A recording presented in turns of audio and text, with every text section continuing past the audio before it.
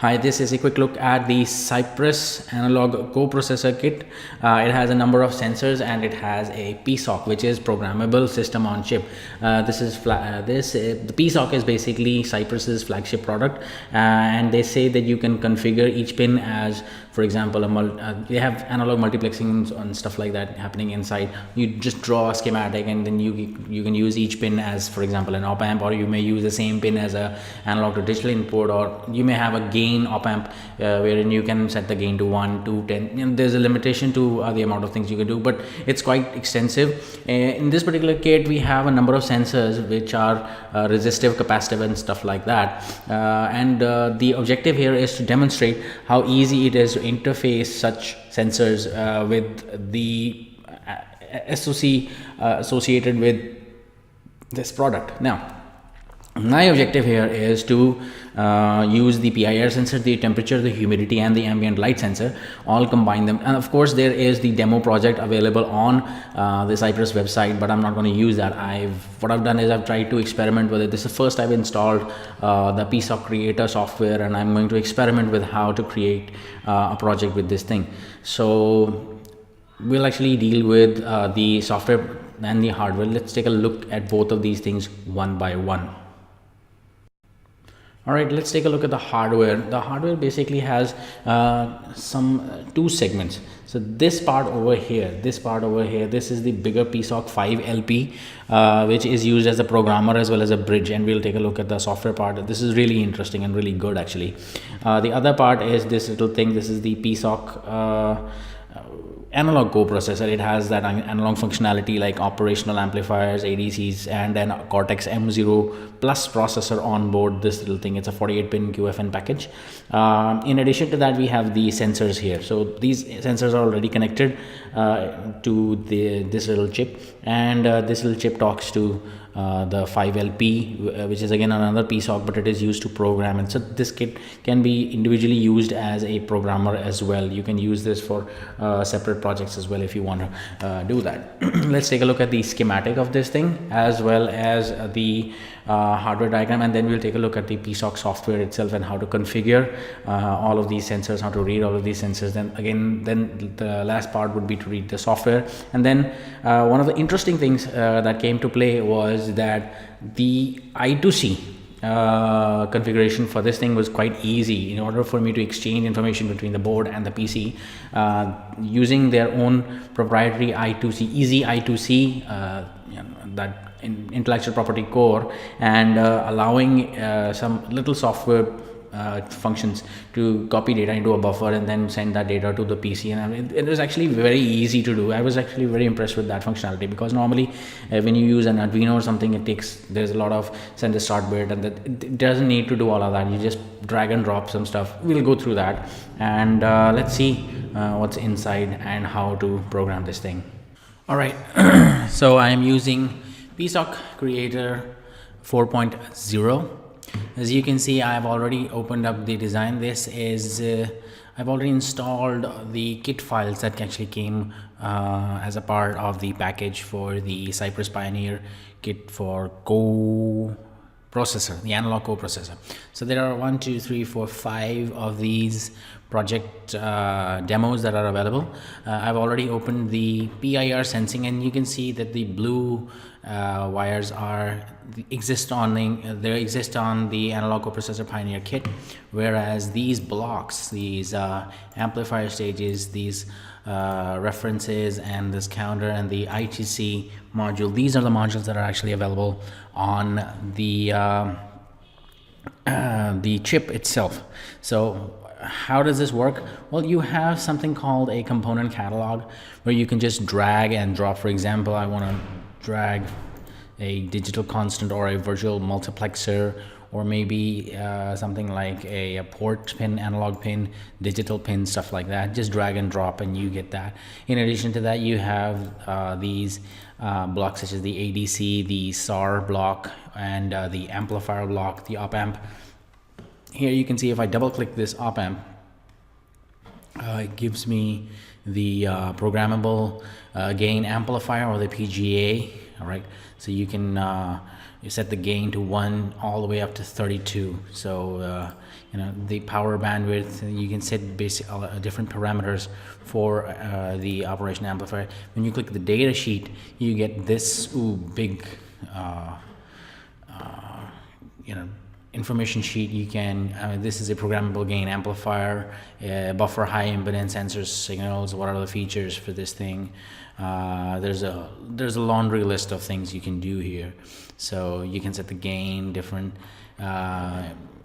the reference pin, the output, the deep sleep operation, where it'll really consume very low power with reduced power and performance.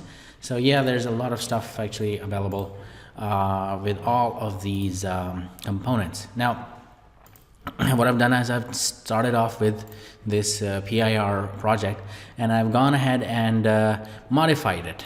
So this is my final design, wherein I have the PIR segment. In addition to that, I have the CapSense module, which basically is used to detect the humidity using that capacitive humidity sensor. In addition to that, there is my ALS, or the ambient light sensor. Then there is the thermistor, and you can see that the scanning ADC has been modified to include 4 channels instead of the single channel. So 1, 2, 3, 4. I've had to move some parts of the design. For example, this LED, the thermistor calculator, the I2C, the easy I2C module onto the second page. So my schematic is basically 2 pages, and when you hit this build button, it builds this entire design, and it puts it into an HDL file, and it generates the APIs.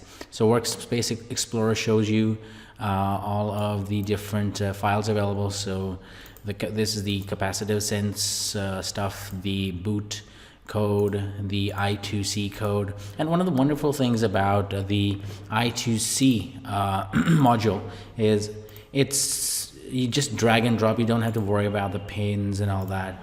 Of course, you can modify it. Taking a look inside the design-wide resources, if you double click on the pins block, you can see this is the actual chip, and you can really configure this. For example, I'm using these 2 pins as pin 4.0 and 4.1 as my I2C pins, and you can really modify these. There's a limited set of lines that you can use.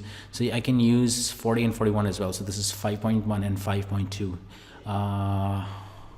No, okay, so you can use all of them. Pin 3.0, where's 3.0?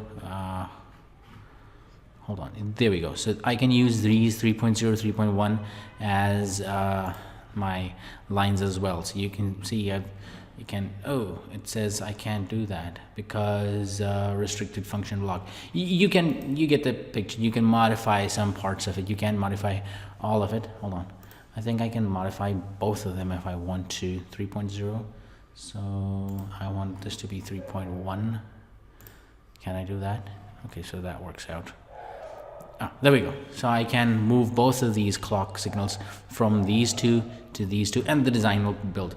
In this case, I just want it to be 4.1 and 4.0, and this should work out. 4.1, 4.1, 4.1, 4.1, 4.0. And yep, it resolves itself. So there are some port pins that are actually not being used. These are the debug pins. These are for my thermistor. These are for the PIR sensor. This is for the light sensor. And these capacitive sense pins are for the the humidity sensor. So once you have this, I can then go on to modify my code. So you just go into main.c. This is a heavily modified version of main.c. So this is my project while you were away. This particular project is for a submission to a Hexer.io design contest. So we'll go into the details some other time. You can see you just have to create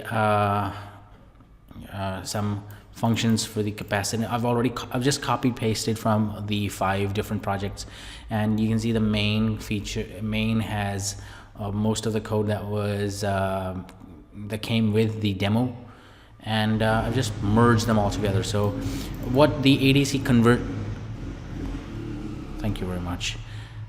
So you can see in this code that I'm using a function called isEnd conversion for the ADC, which basically means that the code runs, this function checks whether the ADC has finished conversion, and that basically means it's converting for all 4 channels. In case of Arduino, normally what you have to do is you have to run a function like read ADC or read pin, and then it'll give you the result for that particular pin. In this case, if you take a look at this last function, this is the init resources.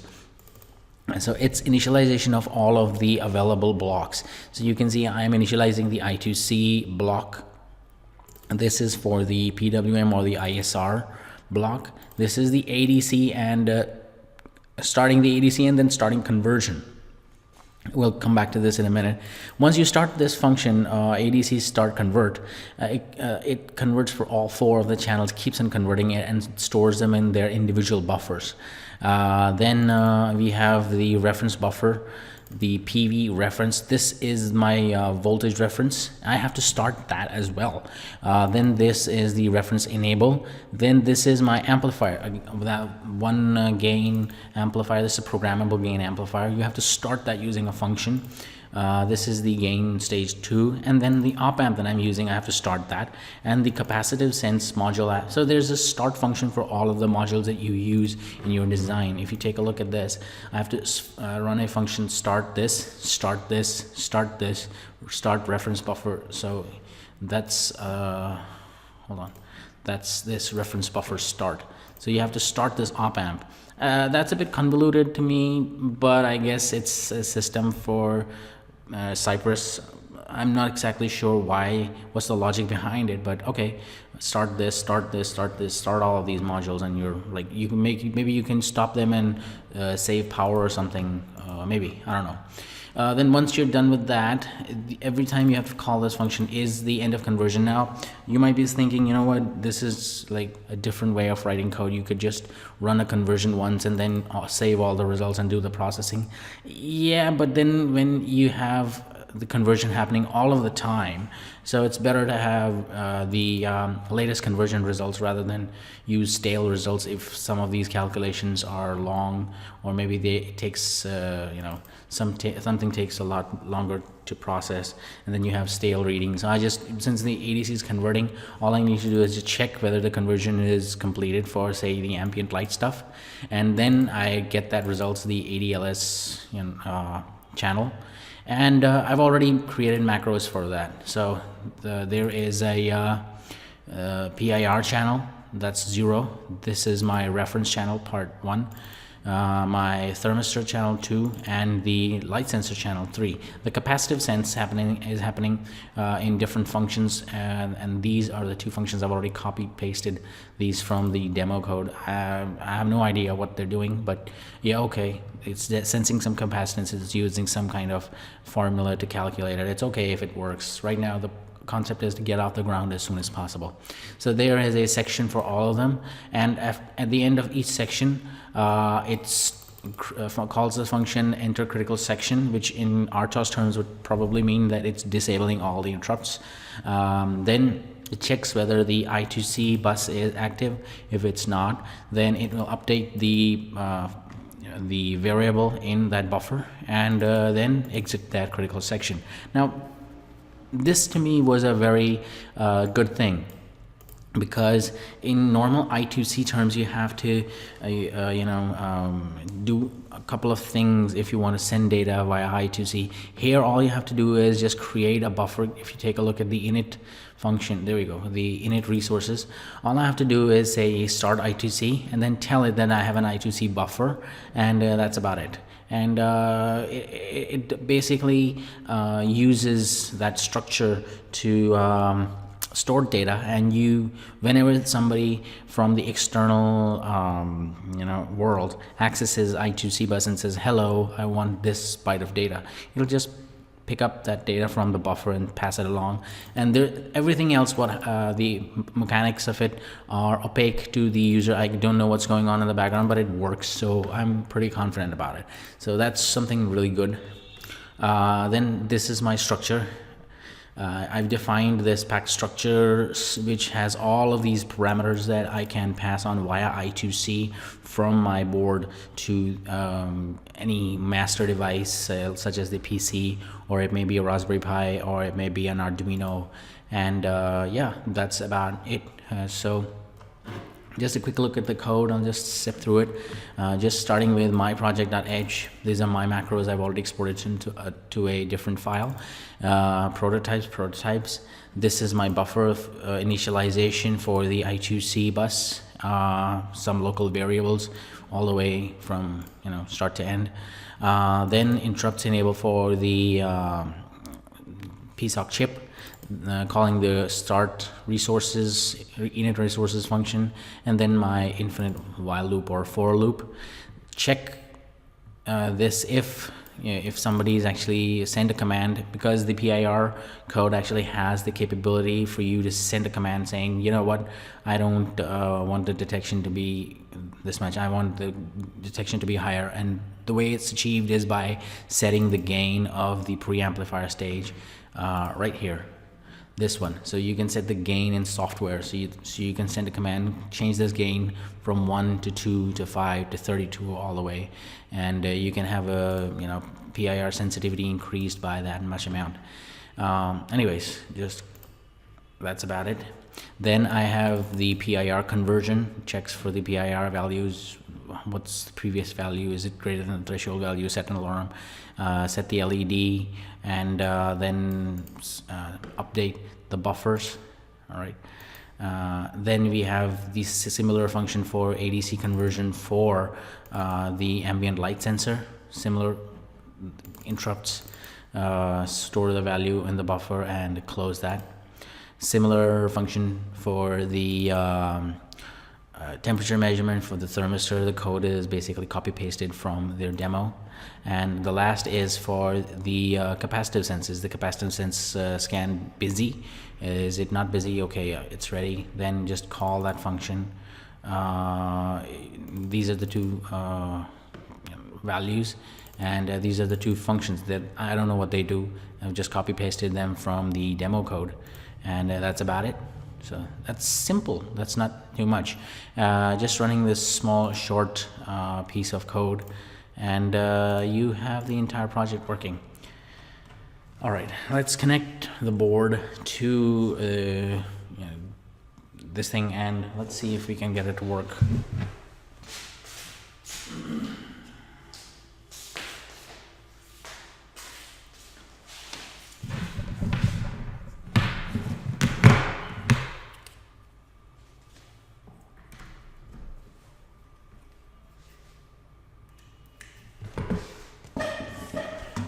All right, I've gone ahead and connected the Cypress PSOC Kit, Pioneer Kit, and it's already connected to the machine. The drivers installed, everything is fine and dandy.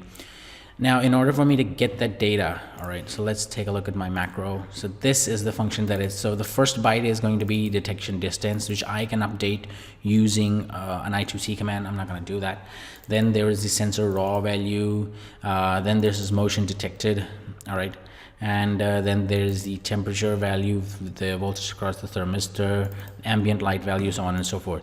With the Cypress PSOC Creator, you get something called the bridge control. And the way it works is, once you plug in the board, it automatically connects to it. You can see it says connected I2C SPIR X8 ports, connected, powered on.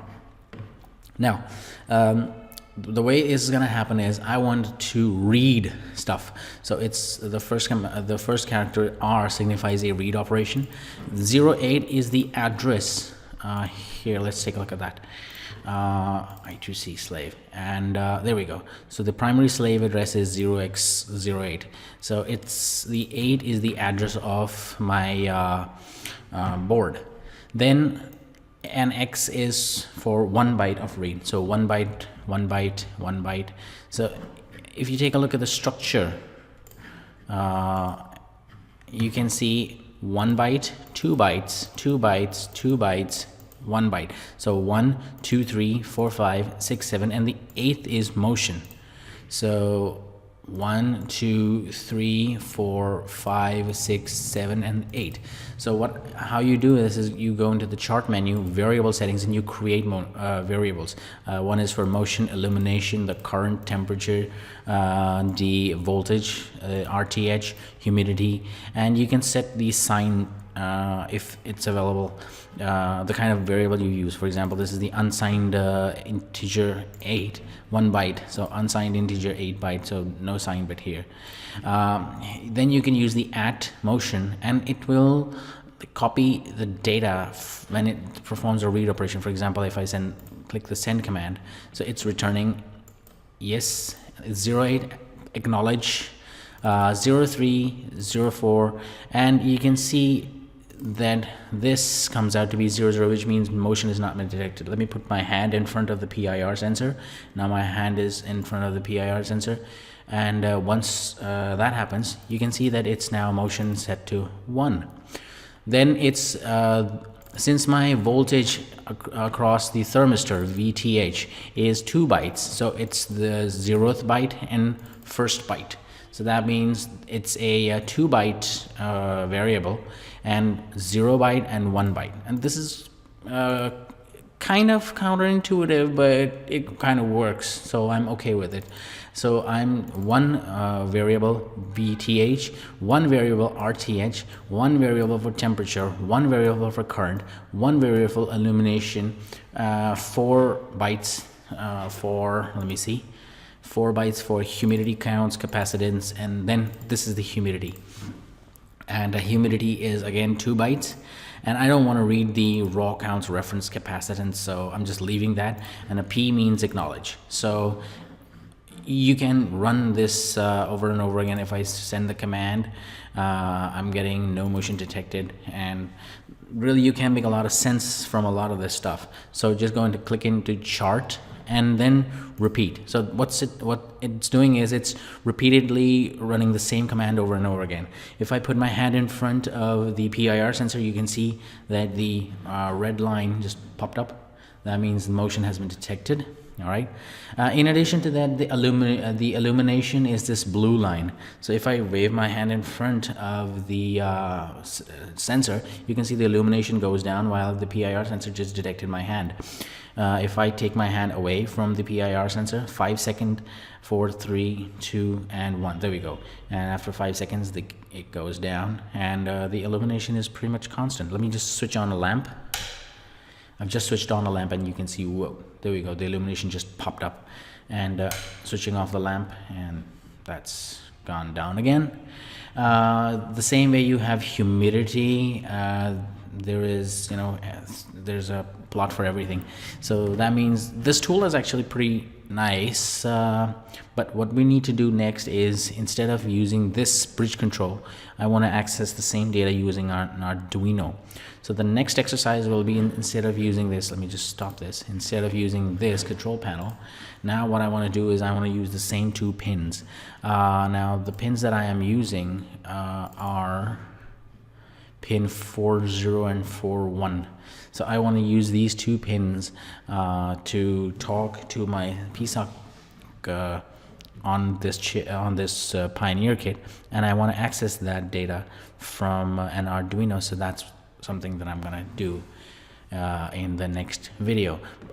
For this video, it suffices to say that it's not very difficult to use PSOC Creator. I really I'm not I haven't really used all of the capabilities of this thing. I've just copy pasted it, but it was really easy to get off the ground, to be very honest. Didn't have a lot of things that I needed to do. You can see I'm using 4 interrupts. I'm using 19 IOs, segment LCD I'm not using, capacitive sense 1 I'm using for the humidity, 1 serial for the I2C, 1 timer to switch off the alarm, all 4 op amps. You can visually see that 1, 2, 3, and 4 operational amplifiers are being used up. So 2 DACs, like SARS, ADC. So it's pretty cool, actually, the way it's actually working. So I really liked my first experience with PSOC Creator. You can experiment with other modules, you can experiment with each of these programs, or you can go into getting started guides. This is a pretty deep tutorial series. There's a YouTube series by freetronics.com which you can go and watch, and I really recommend, if you are doing some analog or mixed signal stuff, you check out PSOC Creator and Cypress's PSOC offerings at least once. These kits are not very expensive. It's pretty good for the first timer as well. So we'll step into the Arduino domain in the next video, and we'll be talking to this board in the next video. All right, thanks for watching.